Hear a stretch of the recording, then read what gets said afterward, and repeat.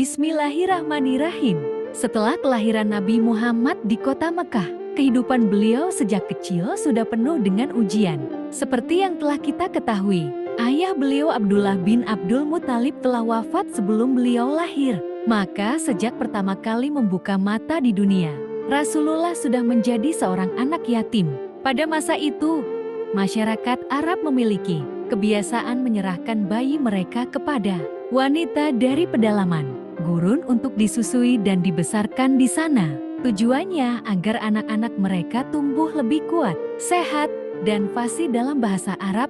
Suatu hari, datanglah beberapa wanita dari kabilah Bani Sa'ad ke Mekah untuk mencari bayi yang akan mereka susui. Di antara mereka ada seorang wanita bernama Halimah As-Sa'diyah. Namun saat itu Halimah termasuk yang paling miskin di antara rombongan tersebut. Keledainya berjalan lambat dan untanya hampir tidak menghasilkan susu. Ketika para wanita lain memilih bayi dari keluarga yang kaya, tidak ada yang ingin mengambil bayi Muhammad karena beliau adalah seorang yatim. Tidak ada yang berharap mendapatkan hadiah besar dari keluarga anak yatim. Akhirnya hampir semua bayi sudah diambil oleh wanita-wanita lain.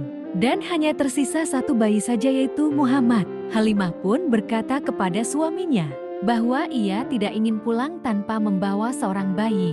Akhirnya ia memutuskan untuk membawa bayi Muhammad. Dan sejak saat itulah, keberkahan mulai datang kepada keluarga Halimah. Keledai yang sebelumnya berjalan lambat tiba-tiba menjadi yang paling cepat dalam rombongan mereka. Unta yang sebelumnya tidak mengeluarkan susu tiba-tiba penuh dengan susu. Bahkan kambing-kambing mereka yang sebelumnya kurus mulai menjadi gemuk dan menghasilkan banyak susu. Semua orang di kabilah itu mulai menyadari bahwa keberkahan tersebut datang karena bayi yang bersama Halimah. Bayi itu adalah Nabi Muhammad. Rasulullah tinggal bersama Halimah As-Sa'diyah di pedalaman gurun selama beberapa tahun. Di sana beliau tumbuh menjadi anak yang sehat, kuat, dan penuh keberkahan.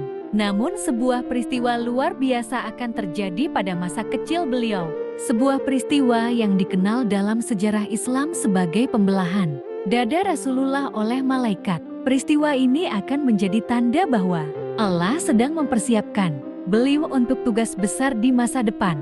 Apa yang sebenarnya terjadi pada peristiwa itu? Kita akan membahasnya di Sirah Nabawiyah Part 3.